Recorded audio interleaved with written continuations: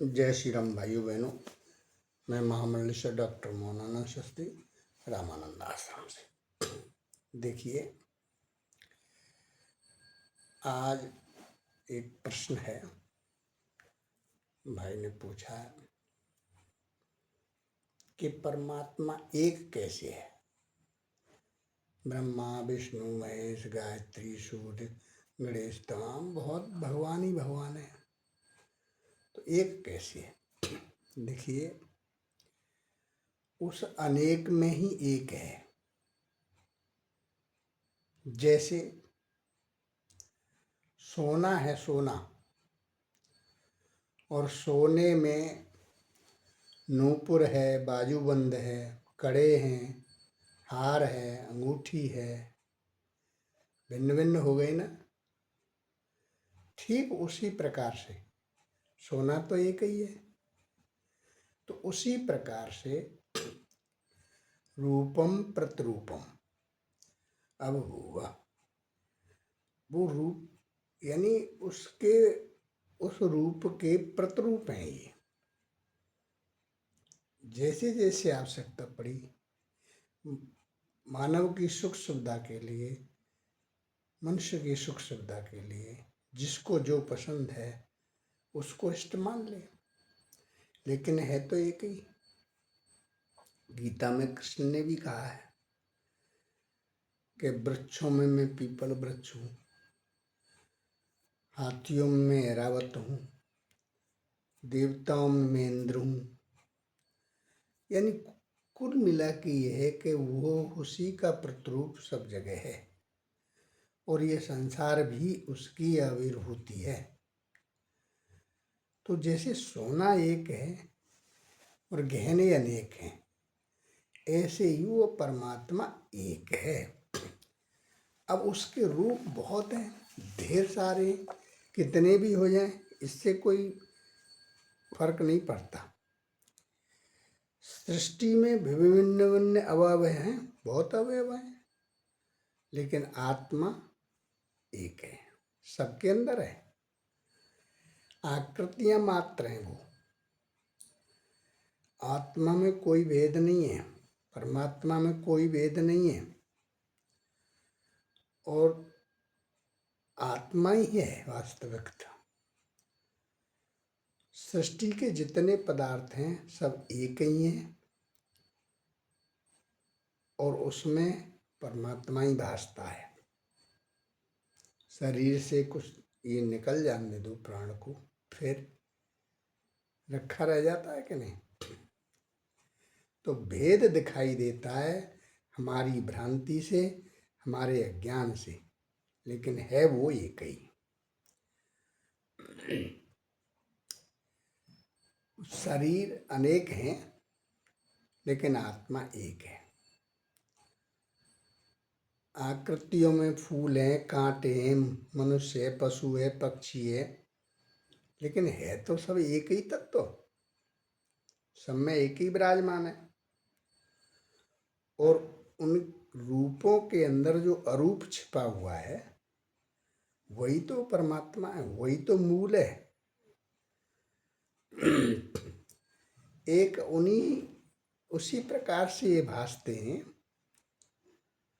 कि जैसे सागर है, उसकी लहरें अनेक हैं, तो ऐसे ही समझ लीजिए आप। लेकिन अंदर जो छुपा हुआ है वो तो सागर ही है, वही इन सबका आधार है। ऐसा जान लेने पर ये जो उपद्रव हैं, ये जो शंकाएं, ये जो भ्रांतियां हैं, वो सब समाप्त हो जाती है, अर्थात हम परम शांति को प्राप्त हो जाते हैं, ये मान लीजिए आप। ठीक है ना।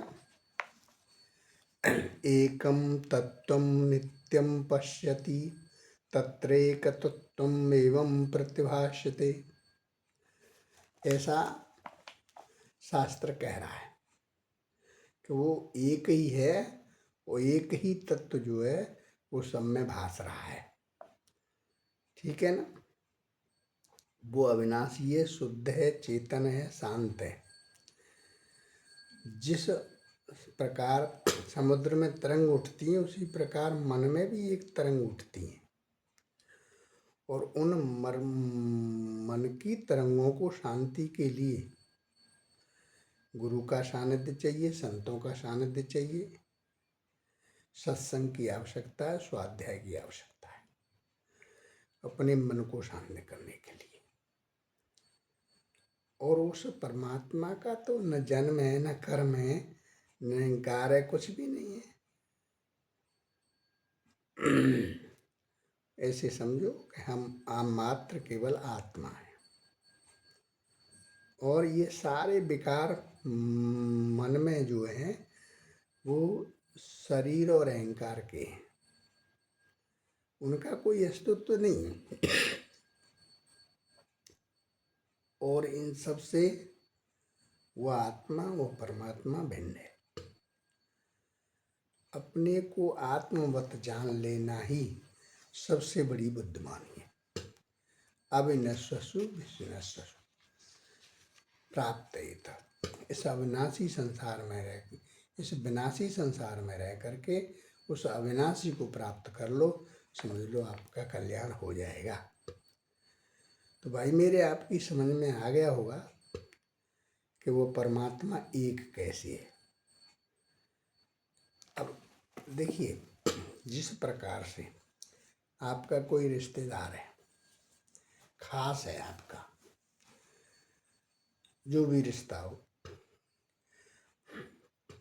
जैसे आपकी ससुराल है तो उसमें आपका सास और ससुर तो एक ही हैं, उनके भाई हैं, भाइयों के पुत्र हैं, पुत्रियां हैं, तो आप उनको मानोगे कि नहीं? वो भी रिश्तेदार हैं, लेकिन खास तो एक ही है। तो इसी प्रकार से ये सब उस परमात्मा का ही पसारा है, सब एक ही है और अनेक में ही एकता है। ठीक है, मैंने आपको बता दिया। ये स्वर्ण के आभूषण अलग अलग हैं और उनके नाम भी अलग अलग हैं। कोई झुमका बोलता है, कोई बाली बोलता है, कर्णफूल बोलता है, लेकिन सब में सोना एक ही है प्यारे। तो उसी प्रकार से परमात्मा एक है। ठीक है, जय श्री राम, आनंद है।